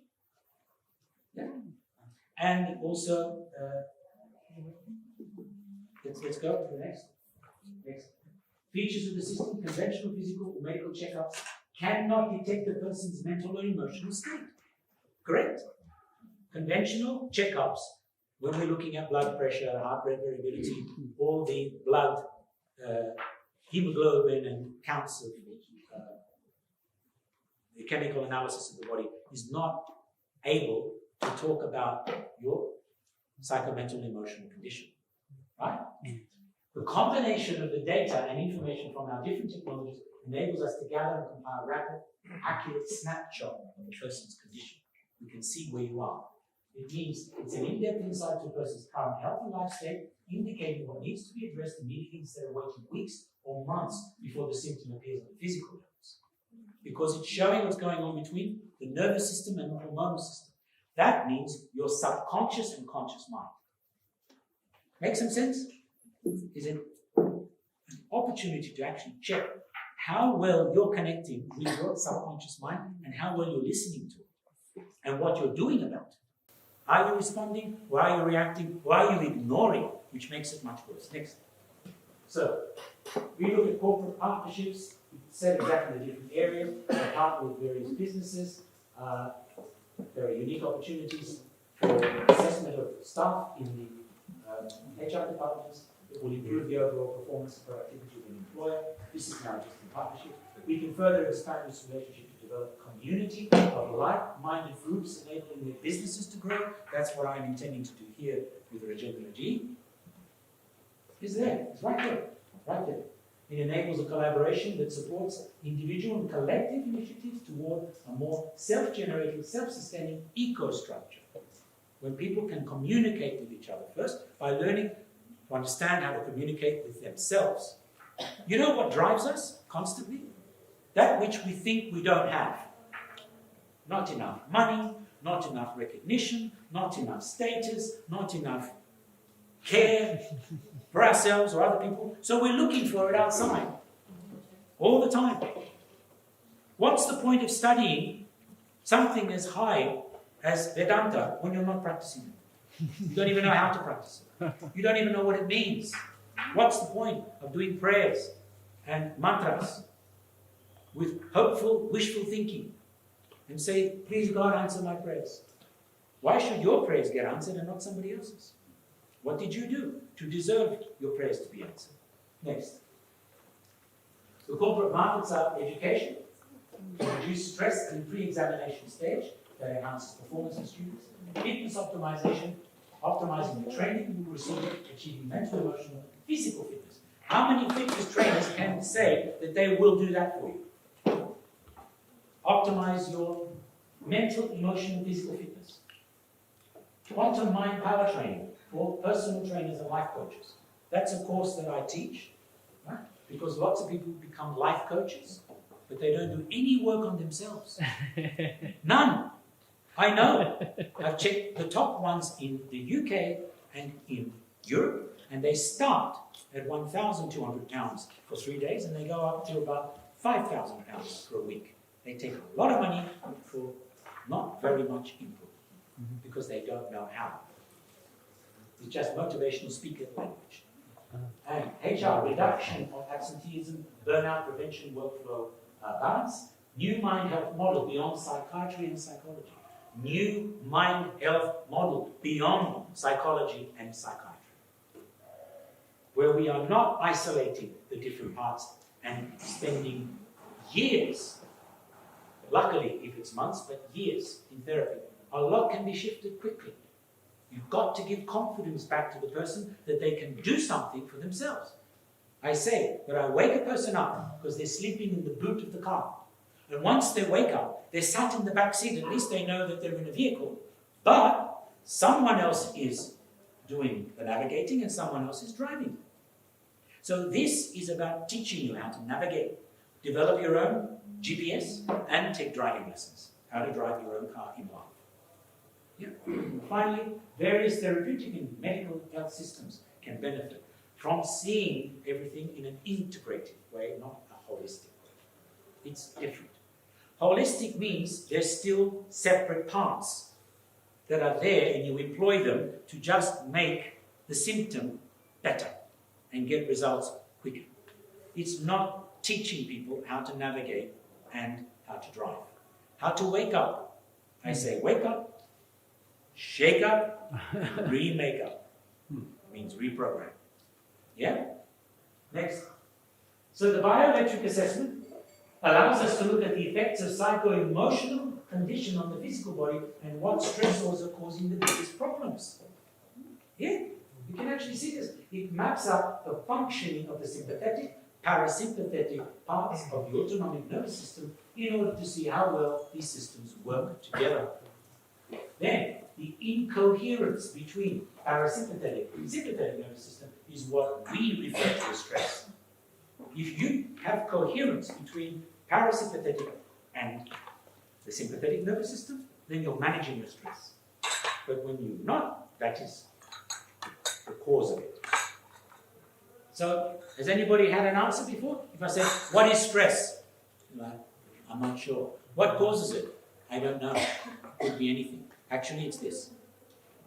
Scientific language. You see it right there. The incoherence between the parasympathetic, sympathetic nervous system is what we refer to as stress. You get it? If there's no coherence, it's creating a stress, an imbalance, leading to a condition that you cannot manage. That is a stressor for you. That is why some people have no problem with heat, but others do. They have no problem with humidity, barometric pressure, radio waves, and so forth and so on. Do you understand? Because their system has found a way to adapt. It is all about adaptation. And adaptation is all about acceptance. And acceptance is all about learning how to be responsible for your existence. And not pointing the finger. It's my mother's fault, father's fault, my job's fault, my boss's fault, the government's fault, it's God's fault. Everything's outside of us. We look for fault, not cause to effect. Making some sense? Finally, depending on which organ or body system we find the highest stress in, we can trace true cause to effect for both the psycho-emotional as well as the physical conditions leading to illness and disease.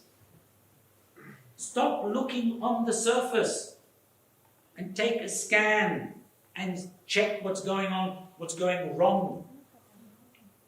Usually, not in vivo, because the sample is outside of you. It's not in real time in the physical body. What's going on between the thoughts, the feelings, the sensations, the physical body, and your body electric. Make some sense? Next, please. So, here is an example. You're going to see it. We're going to show you of what the chart looks like. It's a small box charging 5,000 volts, no amperage, releases photonic emissions from your fingertips, here the pad of the finger. Each of them is then divided into different sectors, which are related to different systems in the body. And according to the glow and the intensity and the area, we can measure in joules, energy fields in joules. So it's scientific. That is a scientific parameter. The energy level, which is an indicator of how well you're managing stress.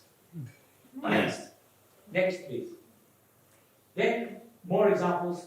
It's been extended to the chakra system, and these are the bar graphs to show numbers and where you are, how well you're managing. It's there. And this is a pie chart where you will see all the systems in here, and basically there is a pattern that's being formed. The pattern is an indication of how well you're managing again. But also, you need to understand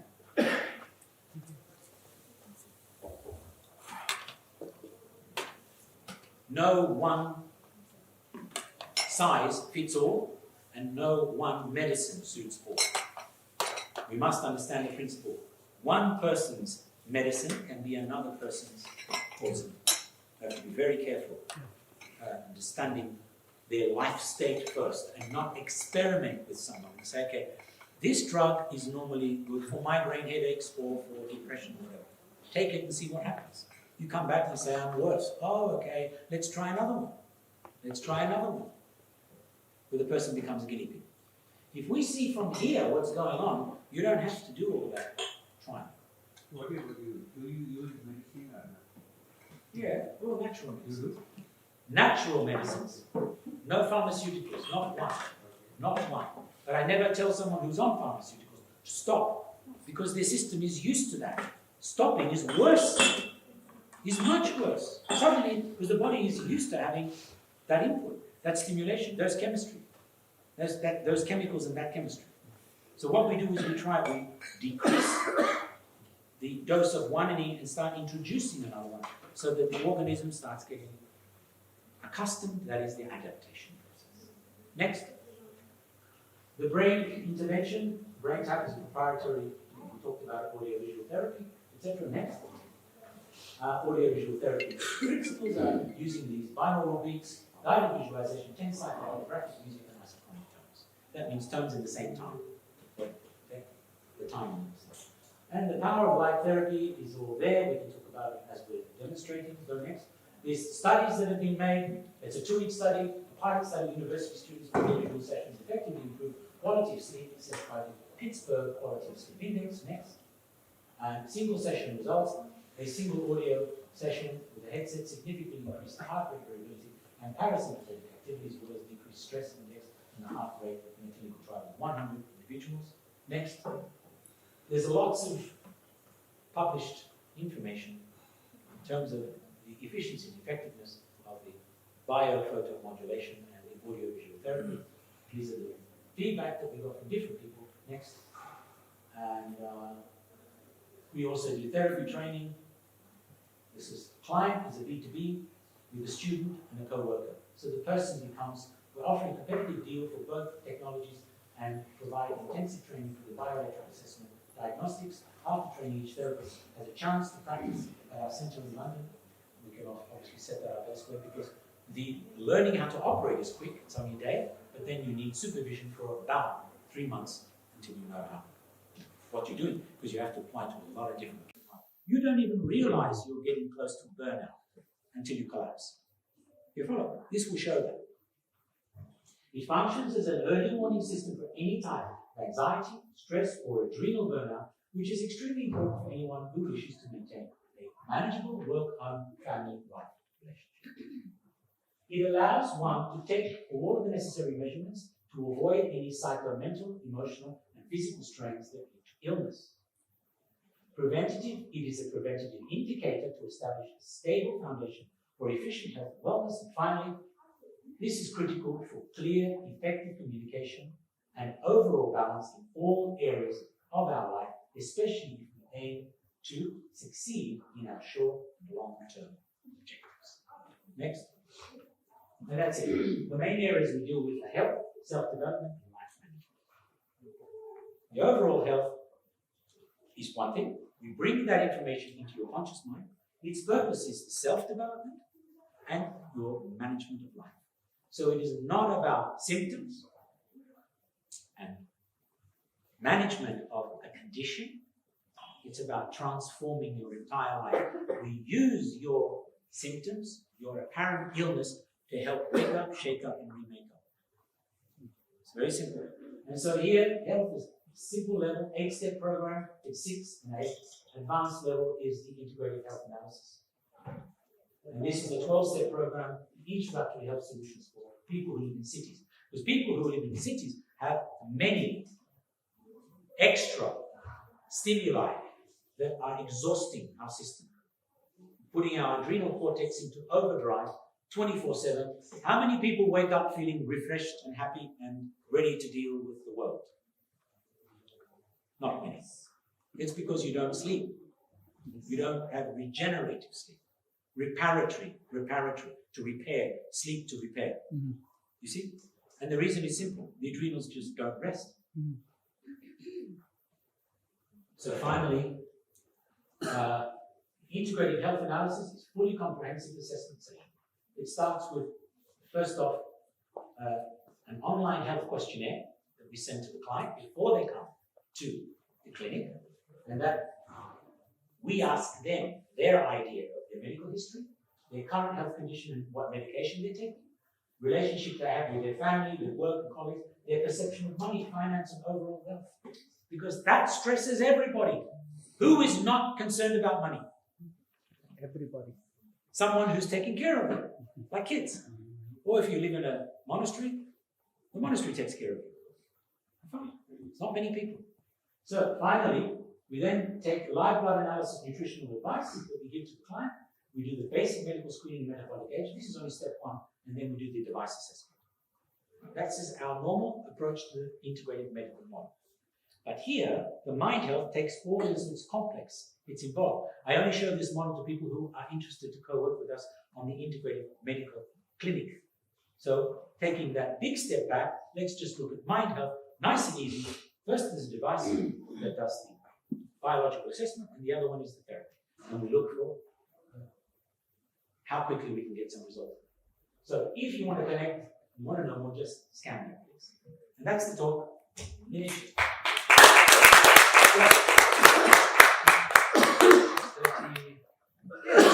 It's supposed to be 2 hours, I've done an hour and 3/4. So any questions, any comments, observations? You don't have to ask me questions if you don't have any. Just comments, observations.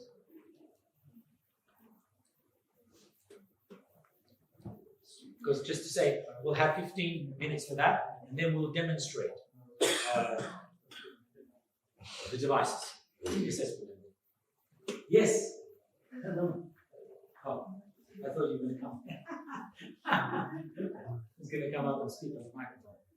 Anyone? Yes? So, I'm sorry I came a little bit late, but it's like there is a problem, and then there is a health problem, or there is a... What are we solving here? The whole idea. Yeah, I understood that we enhanced that with so many, there were light and so many therapies, and we enhanced that. But how does that look like? Okay, it's like there is generally states, the normal states, like I am, like not the medically in the medical science definition, I'm not unhealthy at the moment, right now at this moment of time. But it's like enhancing, or like it's like enhancing my capacity right now, or it's like now there is a problem and then we're solving it. I'm not getting it properly. I'm sorry for that. That's fine. As I said, you did miss out at the beginning. This is about, it was called the science of mindfulness. Then I'm explaining what's behind mindfulness, has to do with your mindset. And the main focus is mind health. What is mind as opposed to mental health? That was there. So this is the distinction between mental health and mind health. Mental health is the problem, as you did see all that. Yes? Statistics. You remember all that. Okay. Mind health is the solution. That's it. Okay, so we have a device for that. Yes. As I've already shown, there's one device that does the assessment and the other one does the treatment. We will demonstrate that later. Right now, any other observations, questions, comments of what's being presented? What does it say to you? Something? Nothing? I don't know. I don't know what your backgrounds are. I don't know what your interests are. I don't know what your experiences. Doctor, you mentioned about the Vedanta philosophy. Yes. So what's the core idea about this?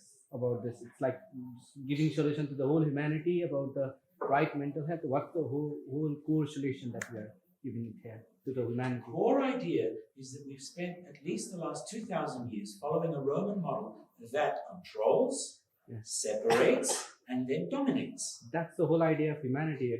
That's what's happening in the world. Yeah, exactly. Do you like it? No, we don't like it. Okay. Would you like a solution for it? It has created the chaos that we know. Right, exactly. So this, at least, unless and until you can see what your life state is, which is what this indicates, you have no idea what's going on inside. We can describe to you exactly what's going on according to the sympathetic, parasympathetic nervous system, its impact on your nervous system and your hormones. It's very straightforward. The whole, I think now we have already talked about this, the whole civilization of the humanity or American capitalism that we have seen. It has been based on it's not the capitalism. No, it has been based on the profit.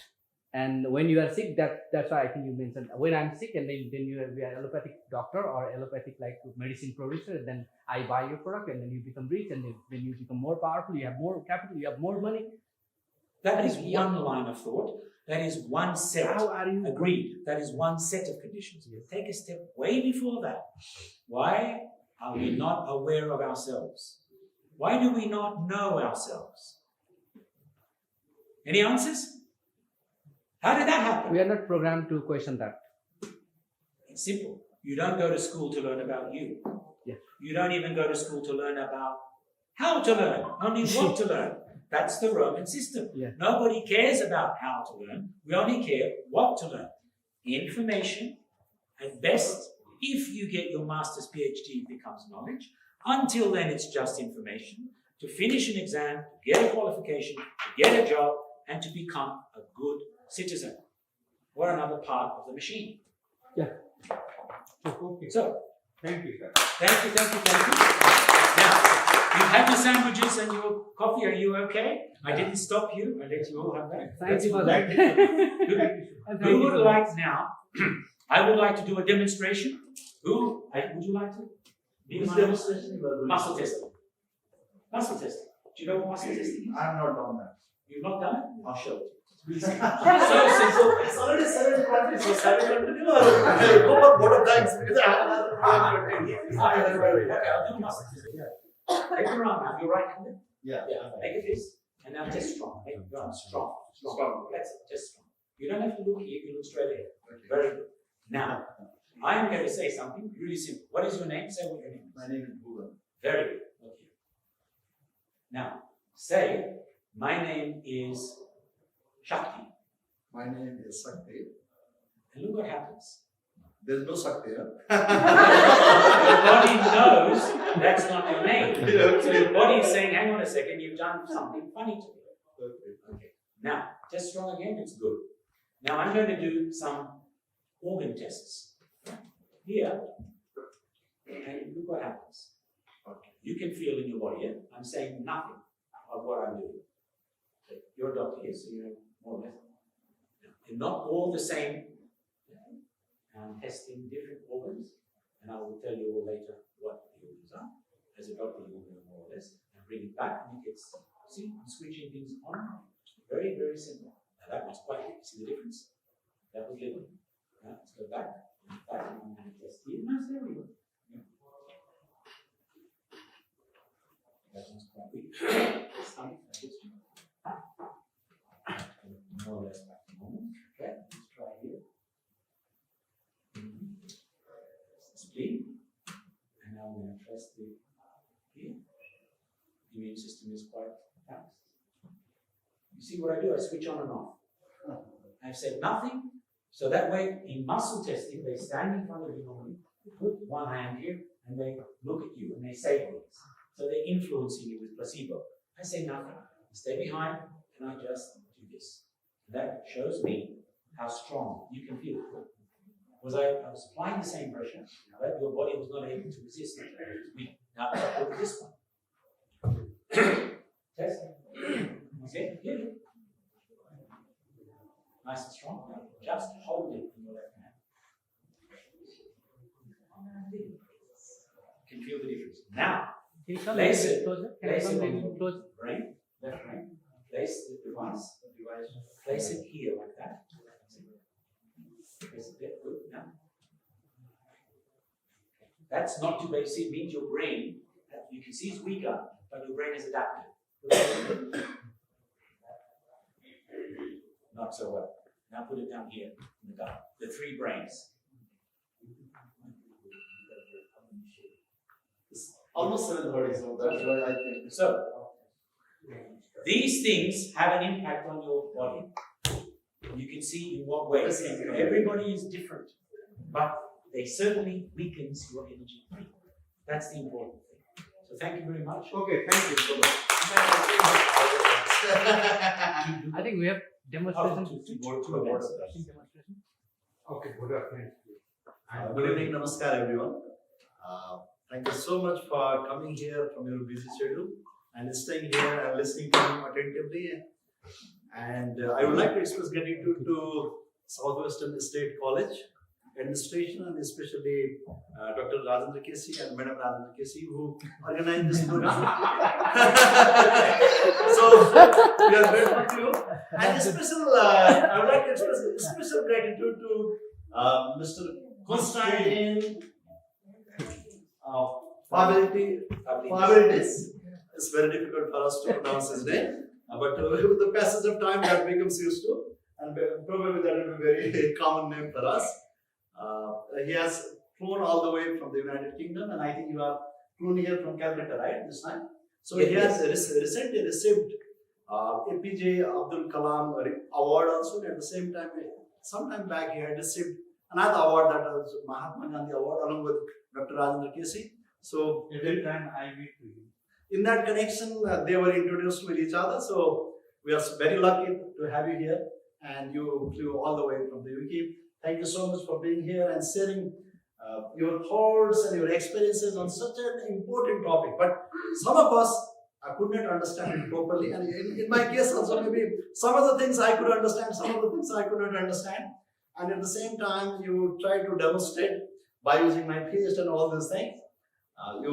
This topic and this presentation was full of, it was very lively and full of your energy, and in fact you wanted to continue further, but we ourselves are stopping you not to go further. So that itself shows that how energetic you are.